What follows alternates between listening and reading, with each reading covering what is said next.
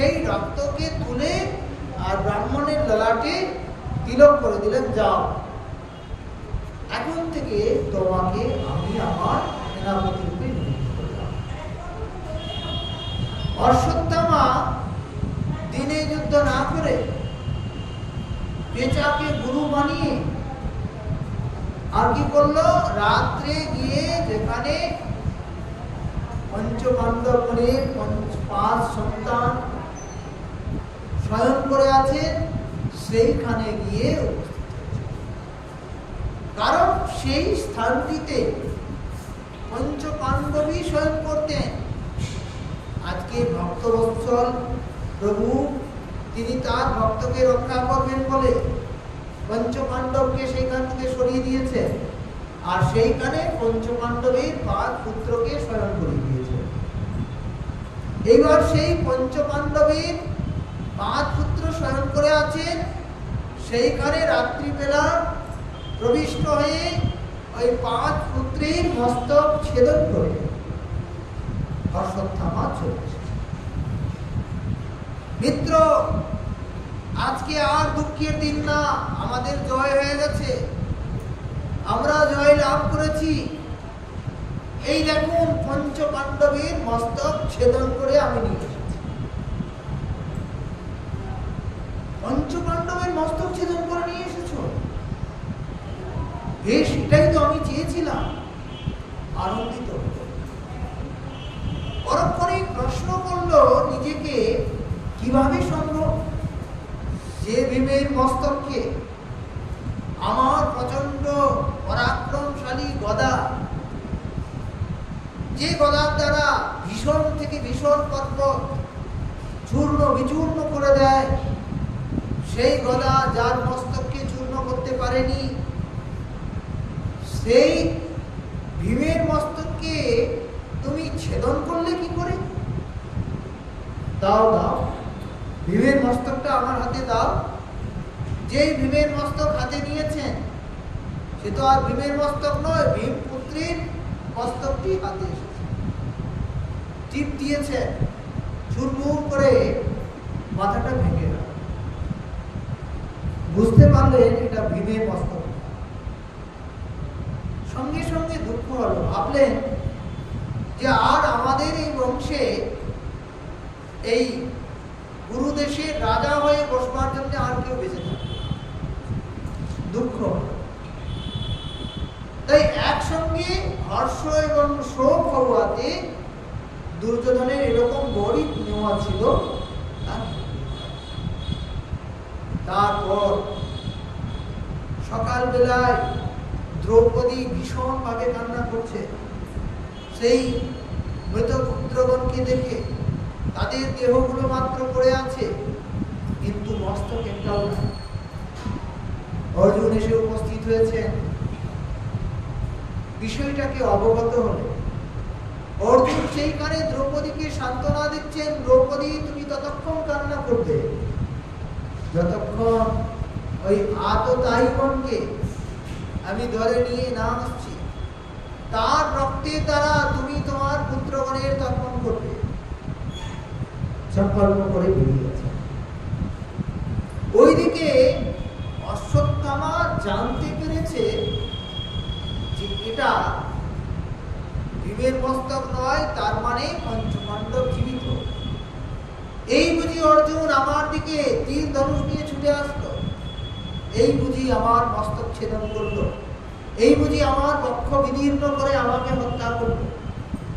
সঙ্গে সঙ্গে এই অশ্বত্থামা কি করলো, ব্রহ্মাস্ত্র ব্রহ্মাস্ত্রে স্মরণ করে আর ব্রহ্মাস্ত্র নিক্ষেপ করল। অর্জুনকে লক্ষ্য করেছে, পঞ্চপাণ্ডবকে লক্ষ্য করেছে। ততক্ষণে অর্জুন সেইখান থেকে বেরিয়ে গেছে, ভগবান কৃষ্ণকে সারথি করে বেরিয়ে গেছেন সেই আততায়ীকে ধরবার জন্য, তাকে বন্দী করবার জন্য, তার প্রতিজ্ঞা পূর্ণ করবার জন্য। এইখানে অর্জুন যুদ্ধ করবেন কি কি ভীষণভাবে সেই যে ব্রহ্মাস্ত্র নিক্ষিপ্ত হয়েছে, ব্রহ্মাস্ত্র আসছে তার দিকে, সে ভীত হয়ে গেছে। কারণ অর্জুনও আজ পর্যন্ত জানে না যে ব্রহ্মাস্ত্র বস্তুত ছাড়া হলে, নিক্ষেপ করা হলে তখন কিভাবে পরিবেশ তৈরি হয়। ব্রহ্মাস্ত্র কি সেই বস্তুটা তার জানা ছিল। ব্রহ্মাস্ত্র নিক্ষেপ করবার বিদ্যাটা তিনি গুরুদেবের কাছে জেনেছেন, কিন্তু ওই ব্রহ্মাস্ত্রে যে সঠিক ভাবে তাকে নিক্ষিপ্ত করা হলে তখন পরিবেশ কেমন হয় সেটা জানাচ্ছে। অর্জুন ভীত হয়ে গেছেন, ভগবানের শরণাপন্ন হয়েছেন। ভয়ঙ্কর প্রচন্ড অগ্নিরূপে যে এসেছে এই ব্রহ্মাস্ত্র, তিনি কৃষ্ণের শরণাপন্ন হয়ে বলছেন, কৃষ্ণ কৃষ্ণ মহাবাহো ভক্তানাম ভয়ঙ্কর তমেব দৈহমানানাম অপবর্গোষি সংস্কৃতে।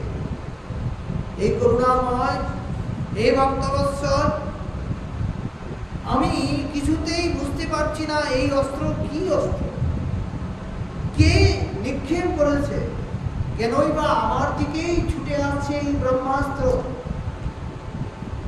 ভগবান তখন অর্জুনকে অবগত করালেন, এই অস্ত্রটা আর অন্য কিছুই না, এটা ব্রহ্মাস্ত্র।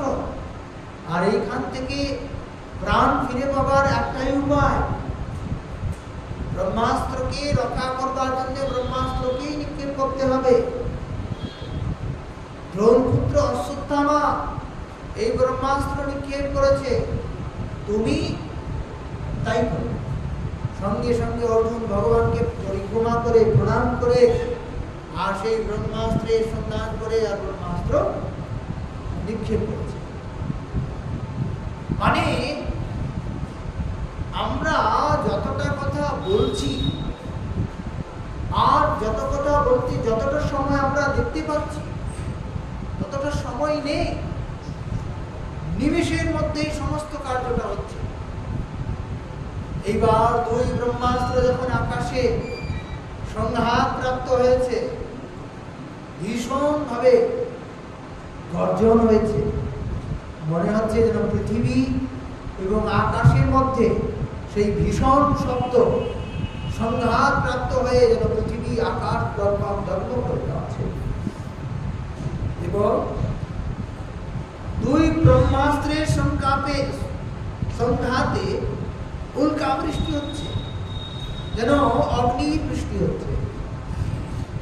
সমস্ত লোক, দেবতা, অসুর, গন্ধর্ব, চতুর্দশ ভুবনে ত্রাহিমাম ত্রাহিমাম সকলে করছে। সেইখানে ভগবান অর্জুনকে বললেন, অর্জুন, ওই অশ্বত্থামা ব্রহ্মাস্ত্র নিক্ষেপ করেছে, কিন্তু সেটাকে ফিরিয়ে দিতে পারবে না।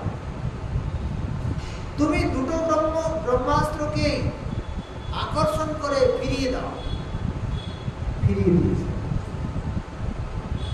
এইবার সেই অশ্বত্থামাকে গরুর পাশ দিয়ে পুনরায় বেঁধে, যেমন করে কোনো বিরাট শিকার করে একটা হরিণের বক্ষকে বিদীর্ণ করে, যেমন করে হরিণটাকে কাঁধে চড়িয়ে নিয়ে আসে, তেমন করে তার বক্ষ বিদীর্ণ করেননি, তবে গরুর পাশ দিয়ে তাকে এমন করে বেঁধেছে যেমন করে একটা মৃত হরিণকে বধ করে নিয়ে আসার সময় যেমন করে নিয়ে আসে, তেমন করে নিয়ে আসে।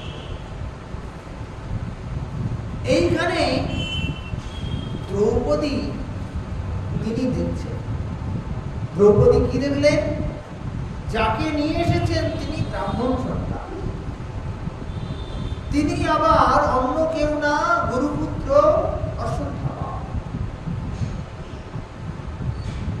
তার মনটা ব্রাহ্মণের প্রতি দয়ায় পূর্ণ হয়ে গেল।